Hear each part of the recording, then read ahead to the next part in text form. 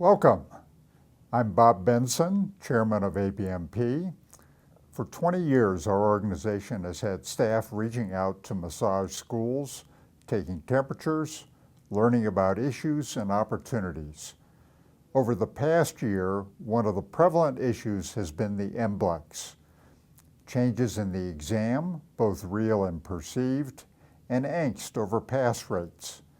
At the same time, ABMP has learned from FSMTB that some school perceptions aren't warranted. Out of ABMP's effort to reconcile these two views was birthed the idea of providing a webinar for the school audience.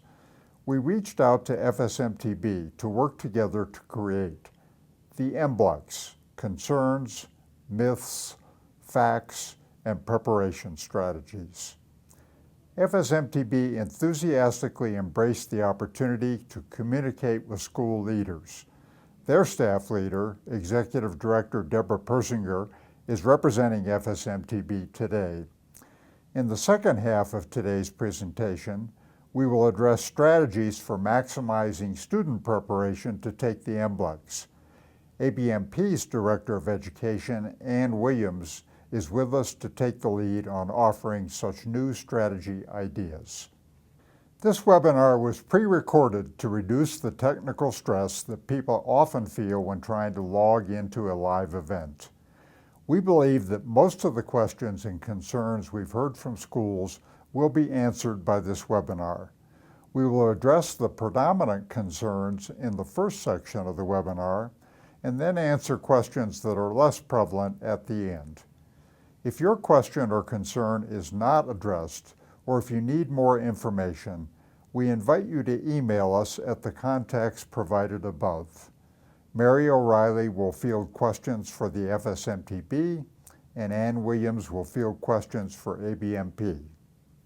This webinar is an experiment, a companion presentation from two organizations with complementary but distinctly different roles and missions regarding the entry-level exam that serves as an important gateway to massage practice. FSMTB's role is to support member state massage boards in their responsibility for public protection. Possessing adequate massage knowledge, as measured on the MBLEx, is an important dimension of qualification for obtaining a license. FSMTB desires to work and communicate effectively with schools, but it is not FSMTB's role to advise schools on their curricula or teaching methodologies. ABMP works to support its individual members to help them build a thriving practice and regularly refresh and expand their knowledge of sound massage techniques. ABMP for 2 decades has also been a strong supporter of massage schools, instructors, and students. As part of that role, ABMP has developed tools to help all 3 of those audiences maximize their students' learning in school and their readiness to take and pass the MBLEx. Today, you will learn additional strategies schools can employ to help their students and recent graduates maximize their chances of acing the MBLEx. What our 2 organizations share in common is a desire to facilitate entry into the massage therapy profession by well-prepared individuals and a belief that a solidly constructed profession entry examination plays an important part in assessing such readiness. Our webinar today will break into 4 parts. First, Deborah Persinger will provide a brief summary of recent MBLEx test results, and she and I will offer perspective on how those test results impact the flow of new entrants to the massage therapy profession. Second, then Deborah will respond to concerns you and other school leaders expressed in a recent school survey about the MBLEx and FSMTB. The third part, Ann Williams will suggest a number of strategies schools can employ to promote student confidence about and success at the MBLEx testing experience. Finally, our participants will field further questions from you. Deborah, to set the stage for our discussion, Would you share the current pass rates on the MBLEx with our audience? Yes. Between July 1st, 2014 and June 30th, 2015, we had 19,875 people who sat for the MBLEx. The good news is that of those approximately 20,000 people, 69.5% passed. However, slightly over 30% of the test candidates failed the MBLEx on the first try. This percentage represents around 6,000 people. Of those 6,000 people, around 4,000 took the test again. The others didn't retest, and we have to assume they may never work in the massage profession or that they delay and they'll be captured in a different time window. Unfortunately, 67% of the people who retest fail again. Some do make a third or even a fourth try, but many don't try again. Last year, around 4,000 prospective massage therapists were lost to the profession or in limbo and afraid to test. This is very concerning to us. We do reach out to candidates who fail the exam multiple times. Sometimes they don't return our calls, and many times they're just too embarrassed to tell their school that they've failed, and this of course limits their options to get help. These are people who attended massage classes, satisfied program requirements, and may have very much wanted a career in massage. Let me share some sobering thoughts on supply-demand implications for the massage therapy profession if we don't improve success rates for students making it through school and qualifying for licensure. The orange line shows that the number of massage therapists practicing in the United States grew from 138,000 in 1998 to 322,000 16 years later. As a result, the prevalence of massage therapists grew roughly from 1 for every 2,000 persons to 1 for every 1,000. That's progress. The picture on how we got from 161,000 practitioners in 2000 up to 322,000 in 2014 is not a straight line. First of all, we had 670,000 graduates of massage school during that 15-year period, and yet you can see that the total growth of the profession is only a bit over 160,000. The answer to that is that during that same 15-year period, 509,000 individuals left the profession, stopped practicing. That's an average of 34,000 per year leaving the profession. But lately, as you well know, for a combination of reasons, massage school enrollment and graduates have been declining. We are not quite halfway through 2016 as we present this webinar, but our still hazy crystal ball suggests that 2016 could be the year things get tipped over, i.e. that more people leave the profession than enter it. Thus, the stakes are high for maximizing MBLEx pass rates for all students who truly are well prepared. The profession cannot afford to have MBLEx takers underperform on the exam. In recent months, ABMP has heard from numerous schools who have shared their concerns about what they believe are dipping pass rates on the MBLEx. Many schools have seen their own pass rates drop or cited instances where academically strong students had challenges with the test. Different schools state different reasons for why so many test candidates are failing the MBLEx.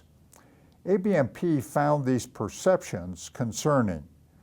We set out to more systematically gather school concerns, determine common issues, and facilitate needed good conversations to increase the likelihood that more candidates pass in future years.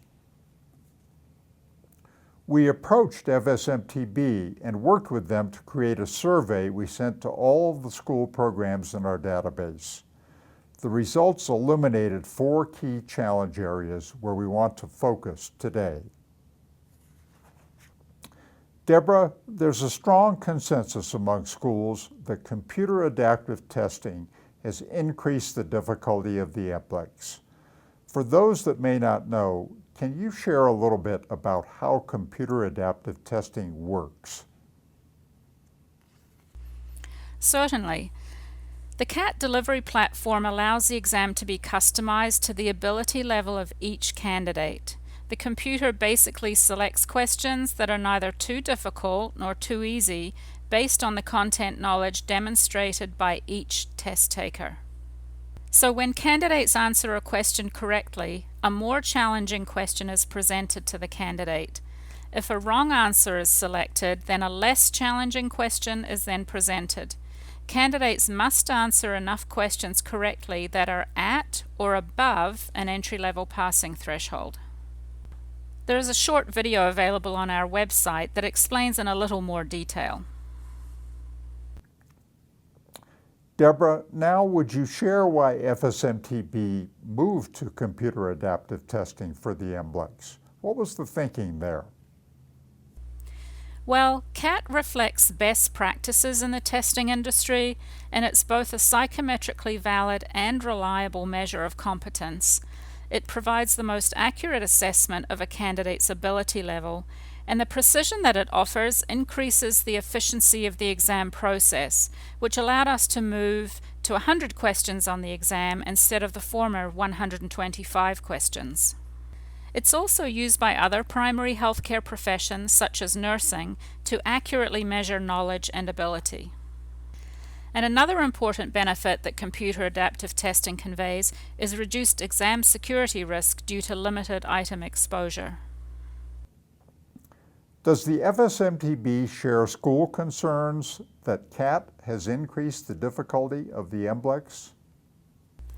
No, and let's consider some data that shows why.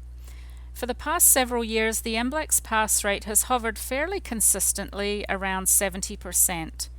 We did see a slight dip in 2010, and some of that's perhaps attributed to introducing the exam in Spanish. For the 12-month period from the introduction of CAT in July 2014 through to June 2015, the pass rate was 69.5%. And this year so far we are trending a couple of percentage points higher at about 72%. Computer adaptive testing uses modern technology to deliver an exam, but it does not change the difficulty or the content of the exam topics.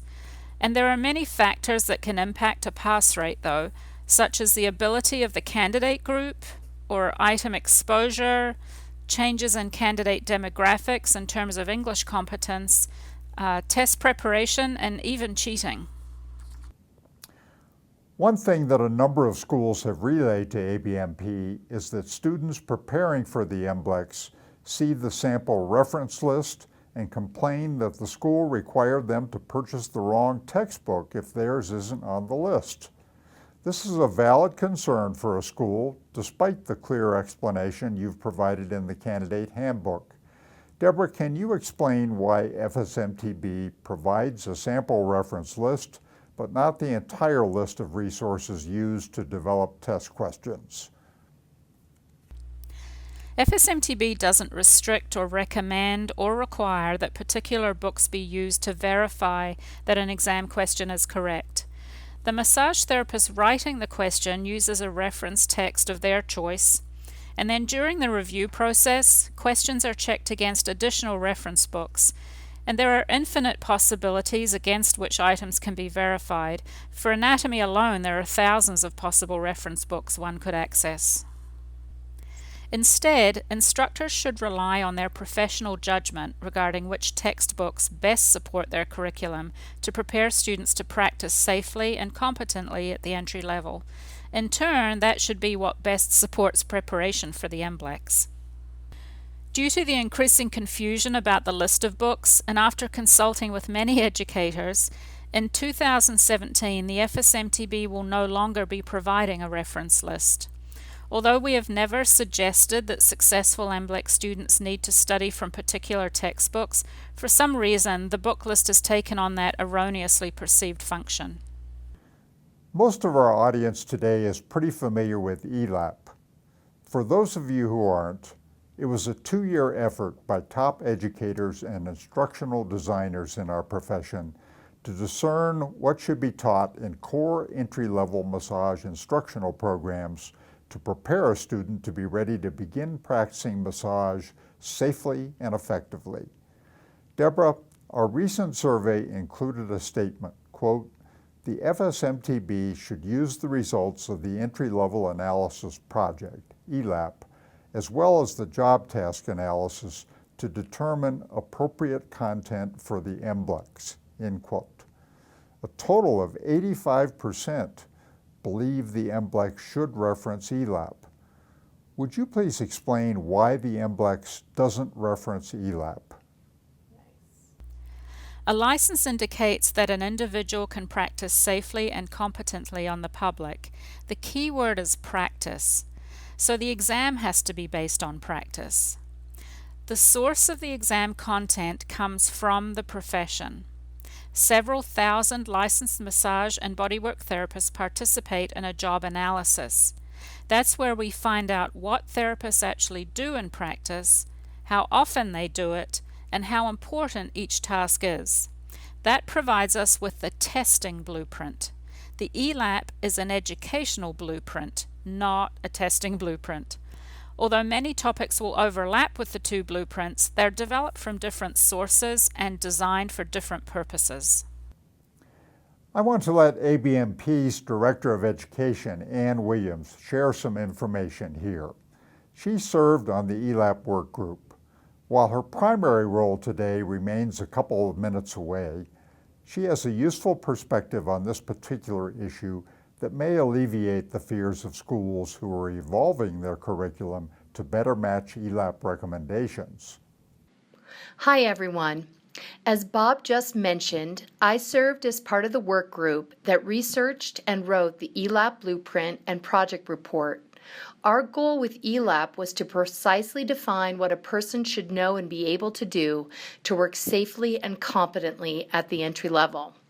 As Deborah just mentioned, the MBLEx is based on a job task analysis, which determines the type of knowledge and skill people are using every day when they work as massage therapists. While the MBLEx might not use ELAP, ELAP used the FSMTB job task analysis as a reference when writing learning outcomes and objectives. We cross-referenced every job task to make sure it was covered in ELAP. In fact, ELAP addressed areas that are not yet showing up on the MBLEx because they are not currently practiced by the majority of professionals. A primary example is research literacy. ELAP includes learning objectives for research literacy, but research literacy doesn't show up in job tasks reported by professionals, so you won't see this area covered on the MBLEx. But research literacy is part of a good educational foundation, so it's part of the ELAP blueprint. If you compare ELAP and the JTA, you'll see that ELAP is actually more inclusive of knowledge and skills than the JTA. If you're teaching a program based on ELAP, your students will be prepared for the MBLEx. If you need help identifying areas where ELAP and the JTA don't match up, I can help you. Just email me.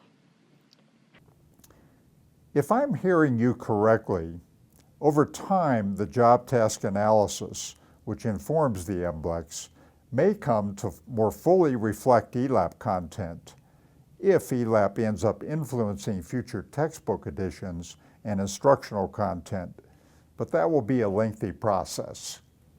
Yes, that's correct, Bob. It will just take some time.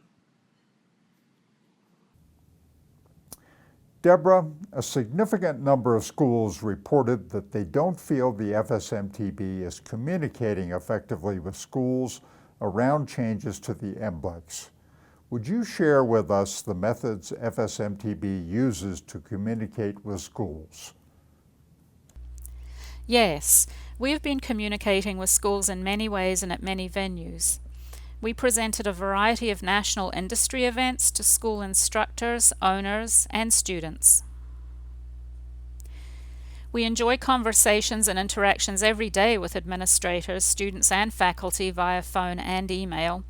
We have a dedicated MBLEx call center that fields as many as 2,000 calls each month. And in addition to incoming calls, we also reach out to our candidates, especially if they have a pattern of failing, to see how we can help them have a successful experience. We have relationships with schools via the MBLEx Executive Office, where students and school personnel can contact our Director of Examinations, our school liaison, and candidate support staff. We also send out an electronic newsletter each month specifically for school faculty and administrators. It's called In Touch with Education. We send out information on social media, Facebook, Twitter, LinkedIn, and Instagram. The Candidate Handbook contains a lot of important information about the MBLEx and related topics. We ship handbooks at no cost to schools. Keep in mind, new editions are published each July, so don't stock up in May or June, or the shelf copies will soon be outdated. And of course, our website's a valuable resource where you can access the handbook immediately, and it has other tools for schools, such as informational videos that can be used in the classroom when preparing to take the MBLEx. The videos cover topics about the testing experience, adaptive testing, and exam security. Deborah, as you referenced, FSMTB sends out a monthly newsletter via email to schools. At ABMP, we know from our own efforts to communicate with schools that school contacts such as directors of education and program managers often have limited tenure. Turnover can be frequent. What can schools do to make sure the FSMTB has the email address and contact name of the appropriate person on campus? Good question. It's important that schools take steps to reach out to us too. Contact us by email at info@fsmtb.org or mblex@fsmtb.org. Are there other ways FSMTB might consider contacting schools in the future about changes, especially those related to the MBLEx? Is there a role for old-fashioned snail mail to all school directors when really important changes are made? And finally, how can ABMP support your efforts? From surveying schools, we found out that electronic communications are preferred as the best method of delivery so that the recipient can more easily disseminate the information to colleagues, and we can also be alerted to any undelivered messages as well as unopened messages. We do publish the Candidate Handbook in hard copy each year. Some might call that an old-fashioned thing to print on paper.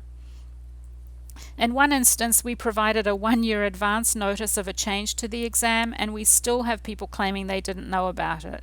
So ABMP helps by spreading the message through their own channels, and between all of our myriad methods and attempts, we do our very best to reach as far and wide as possible.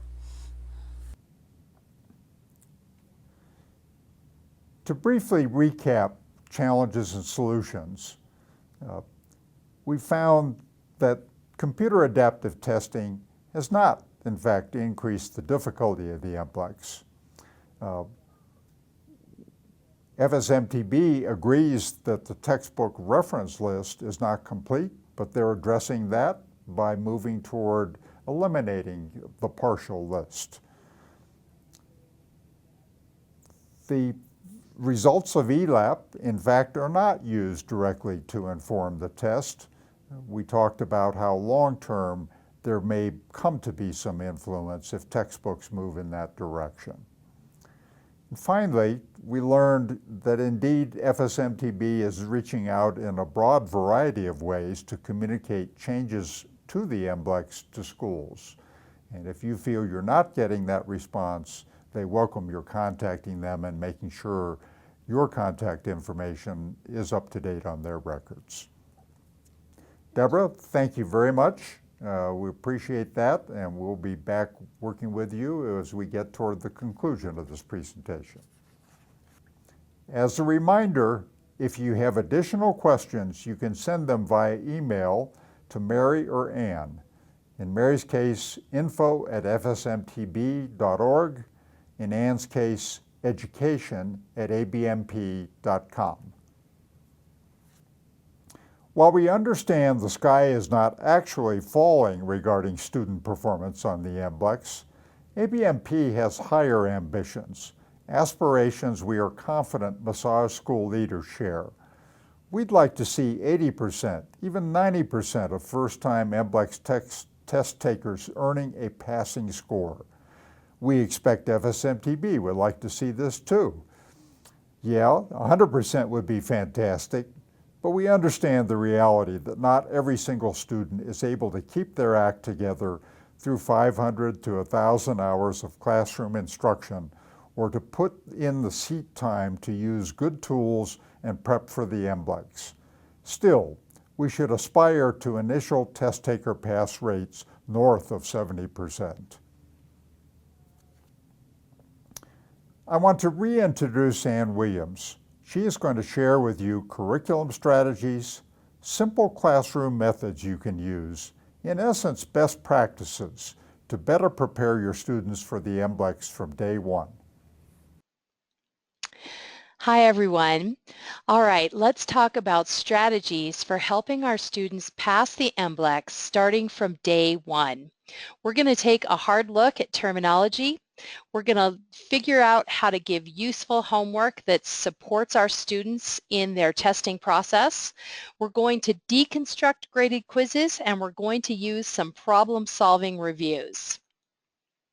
So when we talk about terminology, I mean words that have exact meanings. And if you look at this report from the Entry-Level Analysis Project, the work group identified 2,674 terms that are key to entry-level practice. This is a picture of the beautiful Trevi Fountain in Rome, and I include this picture because I've been trying to learn Italian for about 14 years. And I want you to ask yourself, can you speak a foreign language? Because that's what learning massage is. Look at this. If you were going to learn English, Spanish, French, Dutch, Portuguese, or Italian, you would need 250 words just to construct a simple sentence. You would need to be able to understand around 750 words if you are around people who speak the language. 2,500 words are needed to completely understand native speakers, and 2,500 words would be needed by you to carry on any conversation. Learning massage is truly the same as learning any other foreign language. And look at what we've got. Our terms have terms. You have to be able to understand 8 terms to have a working concept of the word ground substance. It becomes fairly complicated in our profession just to learn the language. I counted up all of the terms on one MBLEx practice exam from their new exam study guide. I counted 543 words that I considered terms. So to pass the MBLEx, you're going to need to know at least 550 words. Think about the last anatomy lecture you participated in, whether you were a teacher or a student. Often they look like this. All of these underlined words are terms, and therefore it is no wonder that our learners look like this. Term definitions are learner entry points to information. The great philosopher Kierkegaard said, if you don't know the language, you can't enter the country. If our learners don't know the language, they don't have an entry point for the content we're trying to teach them during a particular lecture or lesson. This is an absolutely impossible entry point. This is a door that's slammed in your face.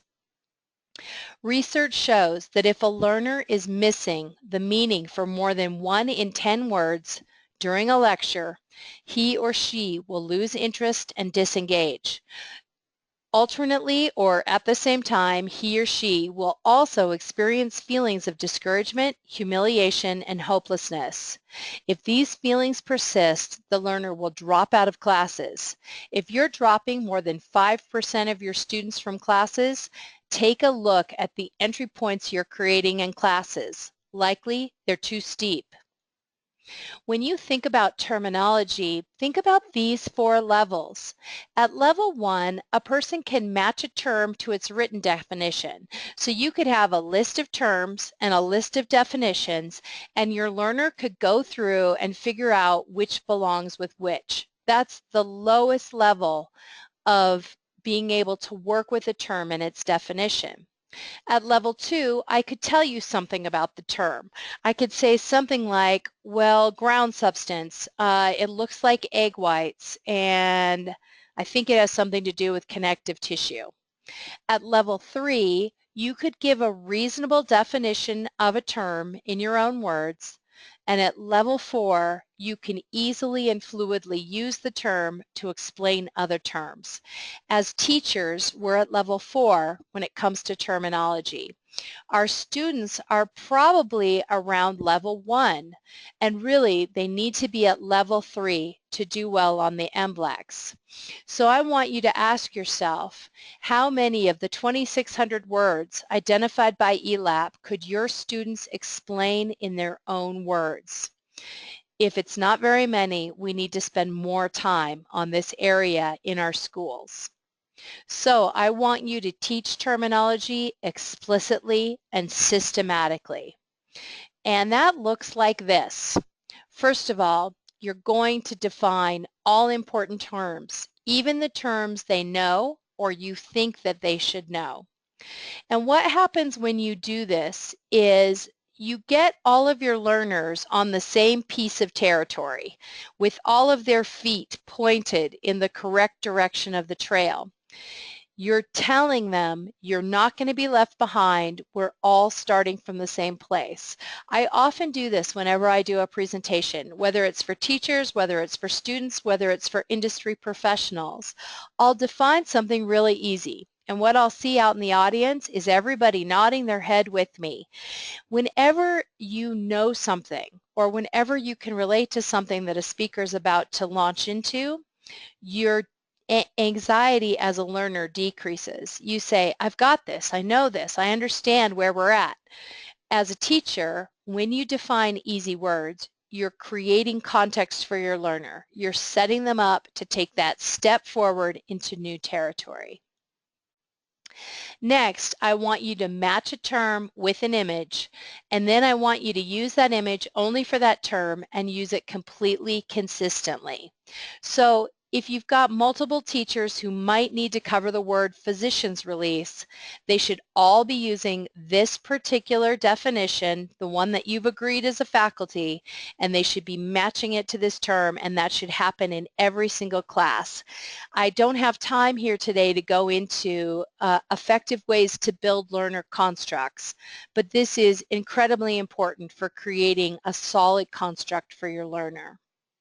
Next, provide the official definition and include word parts when it's appropriate. And then again, always use the official definition and use that same definition class to class, term to term. It should always be used consistently by all of your faculty. Now, if the word parts don't actually add anything to the meaning, just eliminate them. Don't use them at that point. But if they help you understand something about the meaning, then break it down into the word parts and do that fairly consistently. Have your learners verbalize terms. When a term comes up, have them say it out loud so they pronounce the term, and then have them take a minute and explain the term in their own words to a partner. Have the partner explain it back, you explain it, and have them try it again. What happens is verbalization uses a different part of the brain than just thinking and reading something, thinking about or reading something. So when you get them to verbalize it, they deepen their understanding of it, they deepen their processing, their cognitive processing, and they remember it better. Always provide a vocabulary form with complete definitions before lectures. That's right, give them the complete definitions. You never ever want your learners scribbling out something that you've written on the whiteboard or have as a definition on your slide. Just give it to them. cover these definitions, cover that lecture, that vocabulary form first, and then if a learner's listening to your lecture and you say the word elastin fiber and they suddenly find themselves confused, they can refer to their form, they can see the definition, they're back on track with your lecture, and they won't disengage. It serves you on multiple layers in multiple ways. Turn complicated terms into activities. So if I had a word like this, spasm, and I looked at it and I said, wow, I've got 1, 2, 3, 4, 5, 6 words they need to know to understand this word spasm, I'm going to recognize that as a fairly complicated term. I'm going to have my students break into pairs. They're going to research all of the underlined terms and be ready to explain those underlined terms in their own words. Now, when I'm ready to launch into my lecture about spasm, they have the background they need to stay with me. They're not going to get left behind. The other thing that's great about this is I'm teaching an approach to the work, meaning I'm teaching learners how you break down a complicated term and understand it. So even though I don't need them necessarily to know all these underlined words for something else, what I'm doing is I'm showing them how to understand the word spasm if I weren't there to help them through it.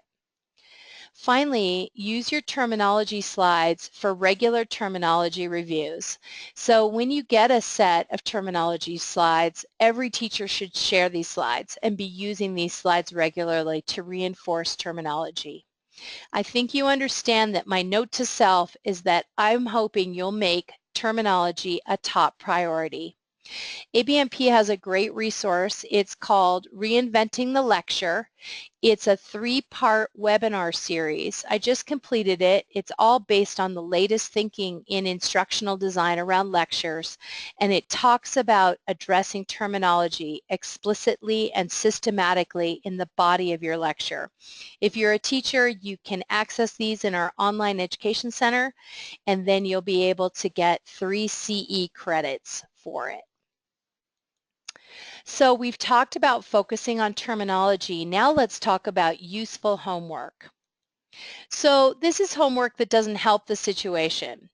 I also call this homework that sucks. It's simply too much homework, reading assignments that are so lengthy that nobody ever tackles them. When teachers use homework assignments to teach new content, which they should never do, and when they're not producing anything that they can use later. If you look at all the research on homework in adult education for vocational learners, which is what we're teaching in massage therapy, over and over again, the research will say no more than 7 total hours per week of homework. That's it. 1 hour per night. Anything more than that sets them up for failure. And your homework should not be teaching anything new. It should be focused on review that they can use for their quiz and exam preparation. So have your students write quizzes, not notes, from textbook reading assignments. This is a great recommendation, but it requires a shift in your thinking. So as schools, this is what you have to do to make this work for you. Your primary cognitive testing method for your students has got to be multiple choice questions. These are the types of question forms that are used on the MBLEx. So if you're using lots of true and false, if you're using matching, you can use fill in the blank because that's actually quite a difficult form of testing. But mainly, your main testing method should be multiple choice questions. Next, you want to write your quizzes using the same best practices for quiz writing as the MBLEx. I don't have time to cover what those best practices are or to talk about the methods that the MBLEx uses, but these are standardized in terms of the way that you should be writing multiple choice questions. I've created a resource. It's called How to Write Quiz Questions. Drop me an email and I'll send you a copy and you can use it in your school whether or not you're an ABMP member. The other thing you should do is purchase the FSMTB's Massage and Bodywork Licensing Examination Study Guide. You want to use this to make sure that your teachers have a sense of how questions are formatted. They're formatted according to those best practices that we just described. Get a copy of this, make sure all your teachers are familiar with it, and make sure that you are consistently formatting your test questions to prepare students for that day when they will eventually sit and take the MBLEx. Next, you want to teach students how to write quiz questions correctly. Use this ABMP resource that I talked about, hand it out, use it to teach them how to write quiz questions, and give them an assignment where they write proper quiz questions. So next, you're going to assign students no more than 10 pages of reading per night, and they're going to write quiz questions from that 10 pages of reading. So an assignment might look like this. Okay, learners, you're going to write a 5-question multiple choice quiz from your textbook, pages 42 to 52. Make a separate quiz key. Then you're going to photocopy everyone's completed quizzes and have students use those copies in a study activity where maybe they take their peers' quizzes, or to keep for notes, or to use to quiz themselves later. Here's the whole point of this. You're teaching her to think like a test writer. You're teaching her to predict how item writers, how test writers figure out what distractors to use. You're teaching her how to set up a key that's the correct answer, and then create some really confusing distractors to go around that key. When you do this, you are building her brain capacity to sit down for the MBLEx and to be able to figure out, when she doesn't know the answer right off the top of her head, she can now use that strategic thinking, that critical thinking, to make an educated and informed guess. Next, you're going to have students make flashcards and turn them in for homework points. So an assignment might look like this. Okay, students, I want you to highlight all of the keywords or the words you don't recognize in your textbook, pages 87 to 95. You're going to make flashcards for these terms. You must turn in at least 15 flashcards to get full points. So these 2 items are useful homework. Multiple choice quizzes instead of notes from textbook reading assignments, and making flashcards for points. That's good homework. All right, so we've talked about terminology and useful homework. Let's talk about what it means to deconstruct a graded quiz. Deconstruct means to reduce something to its constituent parts in order to understand those parts better. You know more about chicken noodle soup if you understand something about chicken, carrots, celery, and pasta than if you just try to understand the whole of chicken noodle soup right from the beginning. So your directions, again for this, are to use multiple choice questions as your primary testing method, and then to have students deconstruct their wrong answers on their marked quizzes. So an assignment might look like this.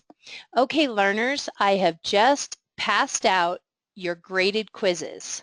I want you to take a look at your quizzes, identify correct answers and incorrect answers. For each incorrect answer, write the question and the choices. Underline the choice you made. Highlight the choice you should have made. And then you're going to answer these questions. Why did you choose the option you did? What thinking caused you to rule out the correct option? What do you need to know to get this answer correct if you see it again on another test? Properly deconstructed quiz questions will result in half a point returned to your quiz score. So if you miss 5 and you turn them in, you're going to get a half a point for each of those 5 that you miss. This is an easy way to improve your grade. I have a true story about deconstruction. A student using ABMP's Exam Coach product called me because she was stressing out about taking the MBLEx. She said that she kept missing exam questions on information that she felt like she knew. So together, I pulled one up and I did a screen share with her, and together we went through an exam coach quiz, and I had her deconstruct her wrong answers. What we found was that unknown distractors were a big problem for her. She'd instantly see the correct answer and she'd say, well, my gut says that it's A. But the moment she encountered a distractor, so a wrong answer that she didn't recognize that term or she didn't recognize something about it, she'd lose confidence in herself and pick it. Because she couldn't rule it out as wrong, she tended to choose it, even above the answer she believed was correct. So based on deconstructing just 2 quizzes with me, she learned this about herself, and she was able to compensate for it when she took the MBLEx, and she passed, actually with a really high score. She called me to tell me about it and tell me how excited she was. She recognized her own tendency just from deconstructing 2 quizzes and was able to compensate. Next, use problem-solving reviews. So you want to go back and you want to add problem-solving reviews to every single lecture. And you want to be doing these types of reviews anytime you're working with major concepts. So what that means, when I say a problem-solving review, I mean that you're going to place review questions in a scenario-based format with a focus on real-world application. So there are tons of questions like this in the MBLEx, and these really blow students' minds if they're not prepared for them. Here's a great example. This is actually from the MBLEx test guide. To feel the ligamentum nuchae change tension underneath the fingers, what passive movements can be performed at the head? Now, what happens for a learner is, if it were framed a little bit differently, the learner wouldn't have problems with it. But the learner says to him or herself, I've never felt the ligamentum nuchae change tension underneath my fingers while performing passive movements at the head. I don't have an actual sensation of having done that, so I don't know the answer to this. They actually do. They just have to work it out. They have to critically think about it. They have to visualize that circumstance and imagine the head moving and feeling the ligamentum nuchae while that occurs. So here's another one. At her last session, Sally brought the practitioner an aromatherapy candle. This time she offers a soy latte. These behaviors are consistent with, we all know it's transference, right? But what happens is, if we were to say to the student, when a client attempts to personalize the therapeutic relationship, it's called transference. The minute we're putting it into this real world scenario, the student doesn't recognize it and their mind gets blown. So the minute they lose confidence in themselves, they're going to start doing that thing we just talked about, where they're going to choose distractors that they don't recognize, the term that they don't know, even above something that they believe they do know because they've lost confidence. So these real world scenario questions that they will encounter over and over again on the MBLEx really freak them out. We've got to get them more prepared. Here's another example. During a visual assessment, a practitioner observes that the client's cervical curve is abnormally decreased. Which muscle is most likely to be hypertonic? Now, if we were to say something like, in the condition commonly referred to as military neck, which muscle would be hypertonic, the student's going to get it, because they know that information. They've learned it by rote in our class. Suddenly, though, in this real-world scenario, they're going to struggle to break down the fact, cervical curve abnormally decreased. Which condition does that occur in? That occurs in military neck. Okay, now I'm on to something. So again, you can see how important it is for your students to start working with these critical thinking questions that they're going to encounter on the MBLEx. One thing you can do to support your students in this process is you can turn these reviews into fun peer activities. What you're going to do is give each student 2 cards. The first has an A and B on opposite sides. The second has a C and D on opposite sides. You present one of these scenario-based questions, and the learners hold up the card that they believe it is. And you're going to have different answers. So one person's going to say A, another B, another C, another D. It's going to be all over the place. That's a good thing. You want them to pair up with someone who has answered differently from them. And then what they're going to do is they're going to try to talk each other into their own answer. What they do when they do this is they reveal their critical thinking process for each other. Those students who are strong critical thinkers will demonstrate, will model for a student who has less developed skills their thinking process. They're going to say, well, I pretended that I was sitting at my client's neck and that my fingers were on the ligamentum nuchae, and then I just imagined what I would feel when they turn their head in different ways. They're going to show a student who's not naturally good at this how to think it through. And over time, your learners are going to get better and better and better at approaching issues that require their critical thinking. So that's what we've got to do. We have reached the end of this main piece. We've got to focus on terminology, give useful homework, deconstruct graded quizzes, use problem-solving reviews. Those are the 4 things we can do every single day in our classes to improve exam scores. So I also want to talk about some common challenges facing students as the MBLEx draws near. First of all, they get overwhelmed with the enormity of the task before them when they're considering studying. That means you need to do this. Provide your students with a study plan. This is an organized schedule that outlines study topics and learning tasks. So it might be as simple as doing something like this, where you give them maybe 2 or 3 tasks that they're going to do, and the task should take them about an hour. And you're going to break it down by bite-sized chunk. You don't want your students studying broadly. You want them to study in chunks, and this is often a mistake they make. They try to study all of the different topics at once, one topic at a time. Just work on one at a time, but continually move on. Don't stay with one for too long, but continually move on. Each study session should be its own topic. Don't integrate until the very end.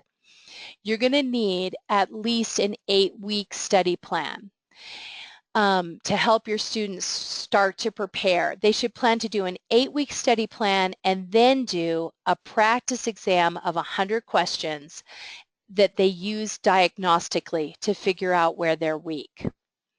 Here's the second obstacle. They choose the wrong study method.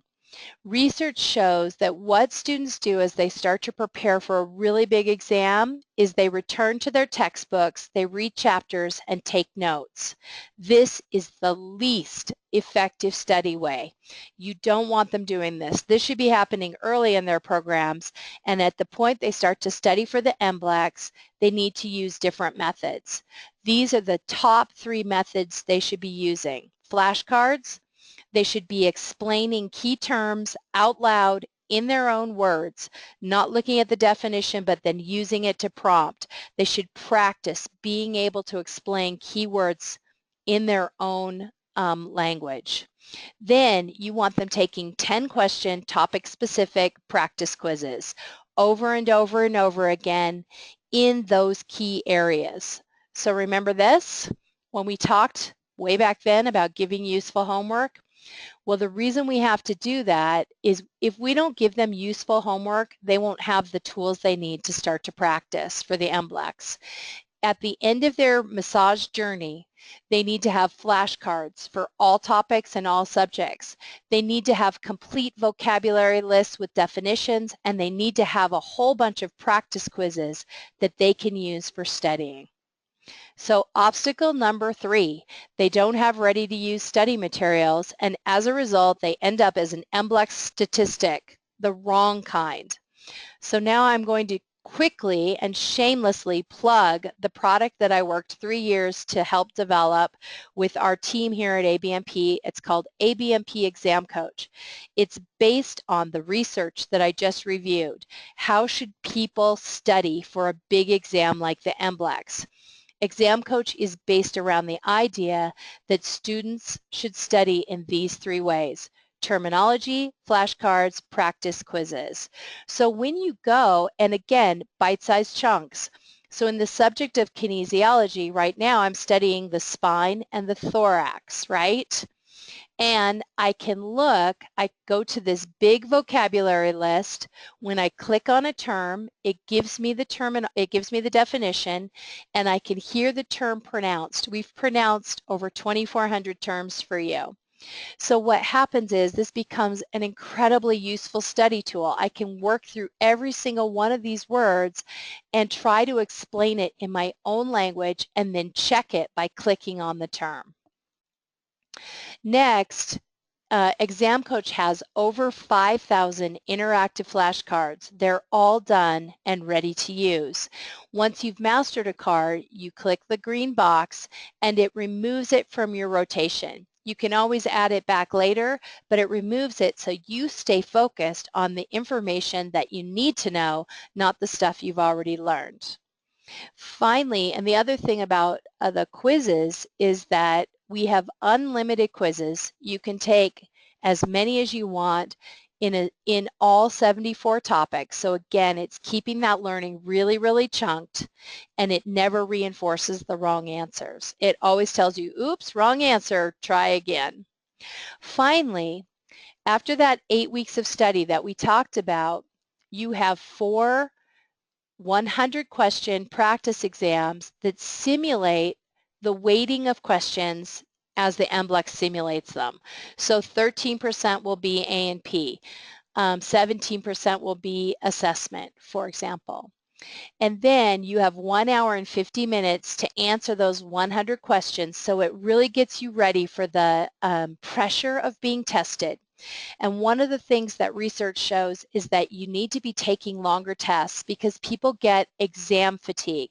If they haven't really practiced taking long tests, then as the test gets towards the end, they'll start to miss more and more questions, or at least research shows this, because they simply get tired. So they need to take these 4 practice exams to really be prepared and have the stamina they need when they get to the big test. The other thing that Exam Coach does is it gives you really clear direction on where you're weak. So it takes those 74 chunk topics and it says, you know what, you're doing great everywhere. You could use a little bit more study on ethics, and you definitely need more study on equipment and safety. Go back and study those particular areas before you take another test.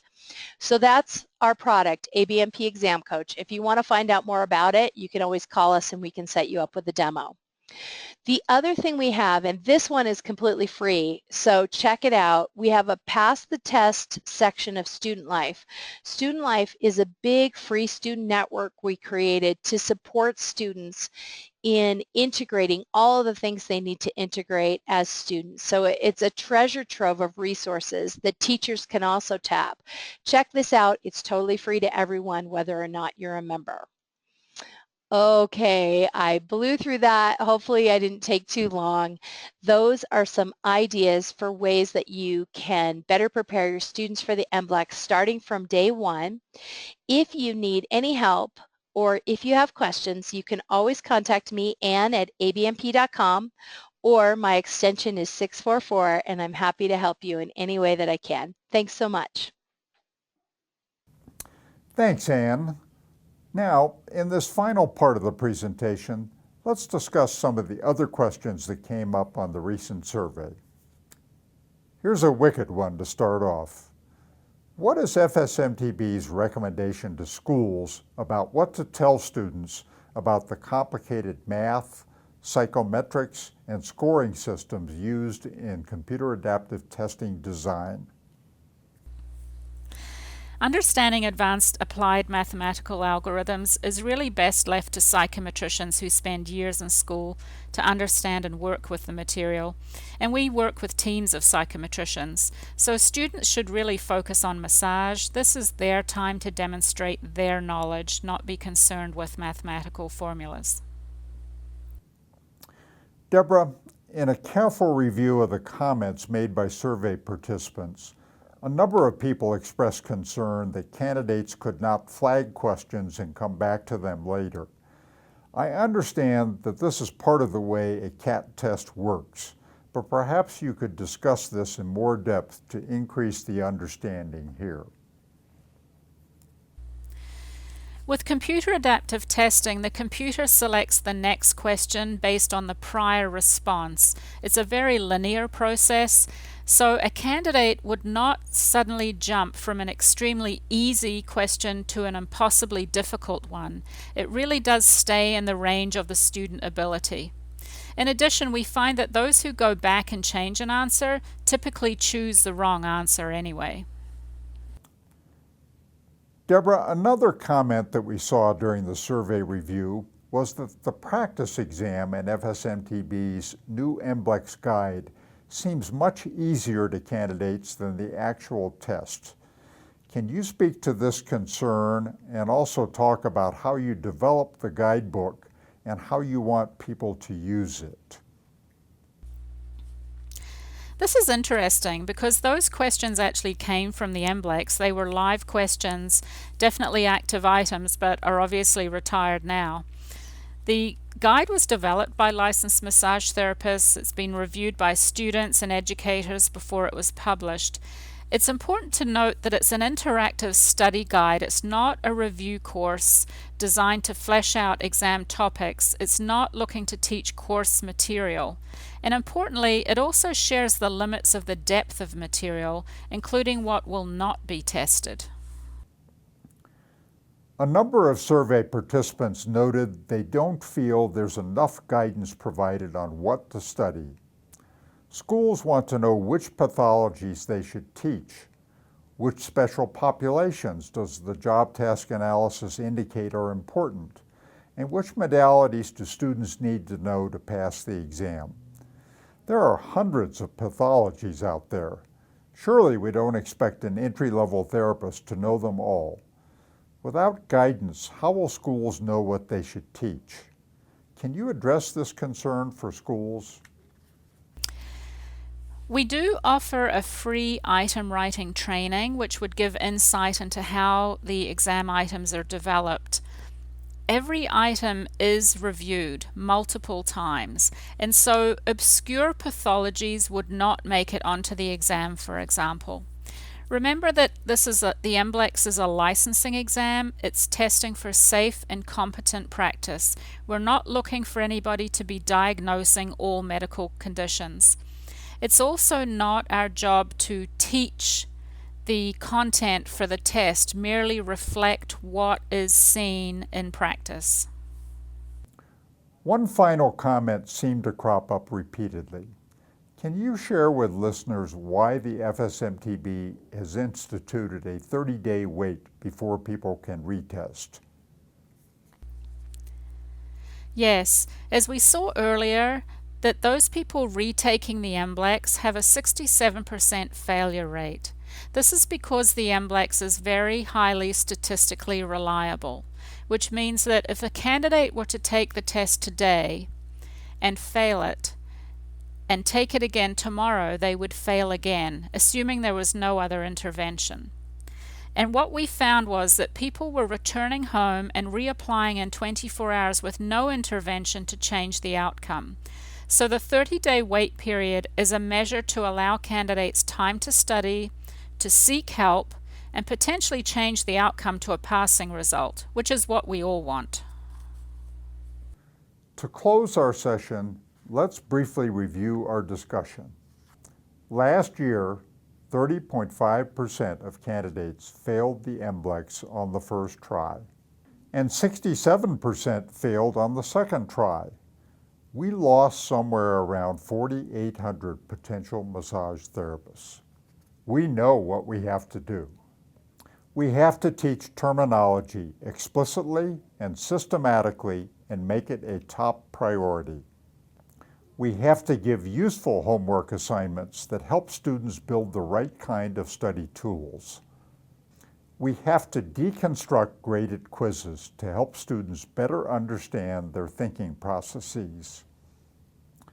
We want to place review questions in a scenario-based format with a focus on real-world application to better prepare students for these types of questions on the MBLEx. We want to help students overcome their common test-taking obstacles. Next year, let's tell a different story. Let's make sure we don't lose people who want a career in the massage profession. Instead, let's make sure our graduates get to tell us, I passed the MBLEx. Thank you.